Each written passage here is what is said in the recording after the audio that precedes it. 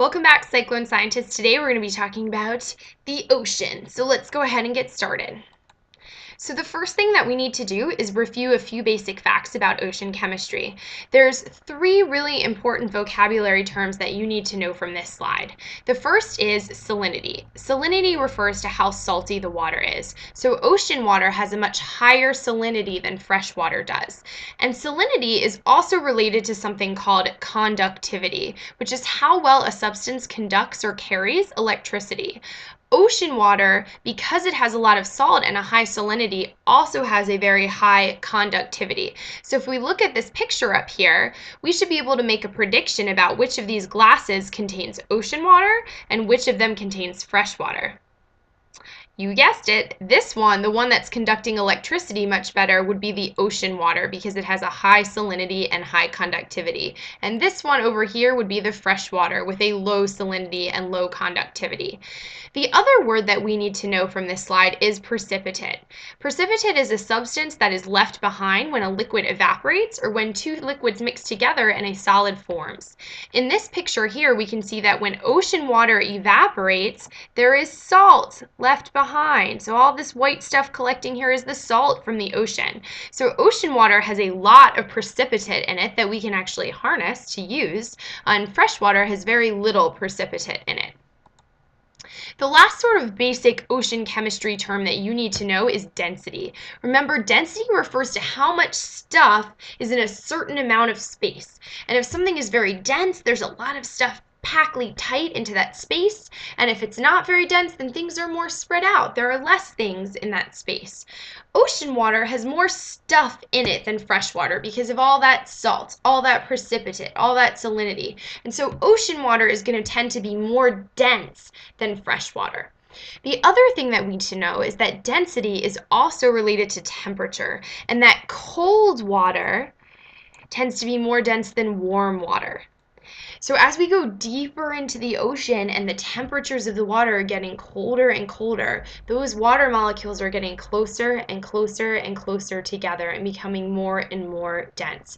Remember, the key exception to this is ice. Because when water freezes, it actually expands and forms sort of a crystal structure. And so ice is actually less dense than very, very cold water, and that's why ice floats. Okay, the next really important topic that we need to review is the ocean zones. So there's a few key zones that you need to know. The first is the intertidal zone. This is the zone closest to the shore where the tides are coming in and going out. This zone is going to receive lots of sunlight because the water is not very deep, but the temperature is going to be very variable. As the temperature outside fluctuates between different seasons and from storm events, the temperature in the water is going to fluctuate as well since the water is not very deep. The next zone, sort of the middle zone, is what we call the neritic zone.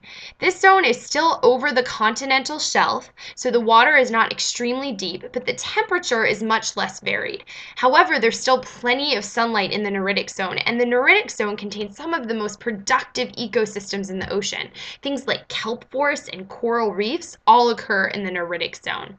Then we move out to the open ocean, okay? What occurs after the continental shelf slopes off. So at the very top of the open ocean, we have the surface or photic zone. Photic zone has that root word photo, which means light. This is the part of the open ocean that receives light. As we go further down, we're going to reach a point where light no longer penetrates. This is called the aphotic or deep zone or abyssal zone. And there's going to be really interesting organisms that are adapted to life down in this deep zone. So those are the 4 ocean zones that you need to know where they're located and a little bit about. There's one important process that sort of connects these different ocean ecosystems. So in general, a lot of nutrients and minerals end up on the very bottom of the ocean. And that's because as things die, they sink to the bottom of the ocean and then they decompose, and all of those nutrients and minerals that were in their bodies end up on the bottom of the ocean.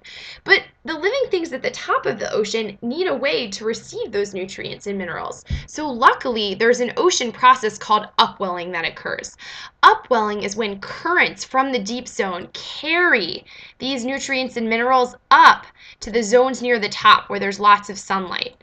In particular, ecosystems like coral reefs and kelp forests really depend on this upwelling to occur in order to receive the nutrients that they need to survive. One key fact that you need to know about the open ocean is that the open ocean is where most of our oxygen comes from. Oxygen. We need it to breathe. Lots of people think that oxygen comes mostly from the rainforest and from trees on land, but in fact, 70% of the world's oxygen is produced by teeny tiny microscopic organisms called phytoplankton that live out in the open ocean and can do a process called photosynthesis, where they use energy from the sun in order to make their food, and in the process give off oxygen so that we can breathe it in. Good thing for those phytoplankton. So I want to talk very briefly about a couple of marine ecosystems that are also very important in addition to the open ocean. And as I talk about these ecosystems, I want you to think about two things: the abiotic and the biotic factors in these ecosystems. So we talked about what these words mean in class, but let's break them down one more time. Remember that root word bio means life. So a biotic factor is something that's alive. These are all the organisms, the plants and animals and protists and algae that live in a particular ecosystem.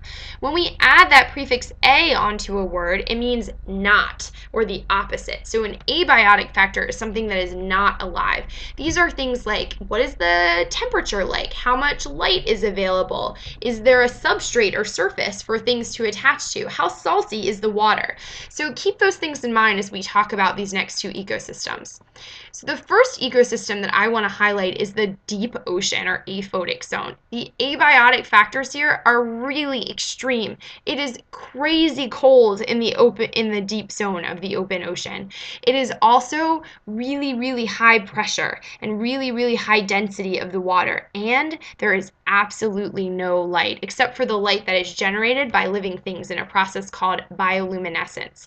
Organisms that live down here at hydrothermal vents and cold seeps have to be adapted to these extreme conditions. We call these organisms extremophiles because they like it in these extreme places. Some examples of these are tube worms. There's certain mussels and clams and tiny little crabs, and the big one is bacteria. Bacteria form the basis of these deep water ecosystems because they can do this really cool process called chemosynthesis, where they can take chemicals in the water and turn them into food. The next important marine ecosystem I want to highlight is an estuary. Again, there's a very interesting abiotic factor of estuaries, which is the salinity of the water.